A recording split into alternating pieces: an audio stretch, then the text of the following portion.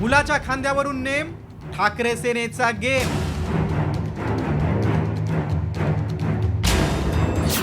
ठाकरे सेनेच्या कृष्णा आष्टीकरांचा पराभव. आष्टीकर बाप लेकाकडून ठाकरेंची फसवणूक. ठाकरे सेनेचे 6 खासदार फुटल्यानं राज्यातलं राजकीय वातावरण ढवळून निघालं असतानाच विधान परिषदेच्या निकालाशीही त्याचं कनेक्शन दिसून येते. नांदेड विधान परिषदेच्या निवडणुकीत भाजपचे उमेदवार अमर राजूरकर यांनी मोठा विजय मिळवला. मात्र भाजपचा विजय सुकर करण्यासाठी आष्टीकरांनी आपला मुलगा कृष्णा पाटील याला रिंगणात उतरवलं होतं आणि याची रणनीती आधीच आखल्याची चर्चा आता रंगली.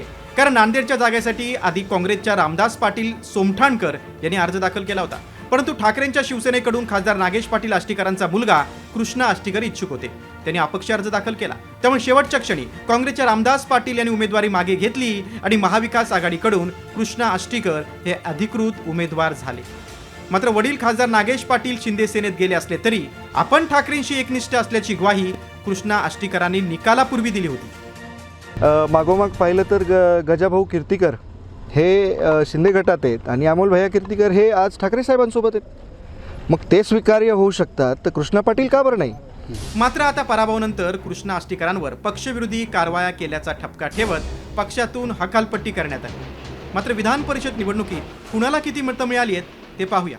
भाजपच्या अमर राजूरकर यांना 339 मतं मिळाली, तर ठाकरे सेनेतून निवडणूक लढवणाऱ्या कृष्णा आष्टीकरांना फक्त 84 मतं मिळाली आहेत. या निवडणुकीत 23 मतं बाद झाली आहेत. भाजपचे विजयी उमेदवार अमर राजूरकर यांनी विजयाची हॅट्रिक केली आहे. ते माजी मुख्यमंत्री अशोक चव्हाणांचे निकटवर्ती आहेत. त्यांच्या विजयाचा मार्ग सुकर करण्यासाठीच कृष्णा आष्टीकर रिंगणात होते अशी चर्चा सुरू आहे.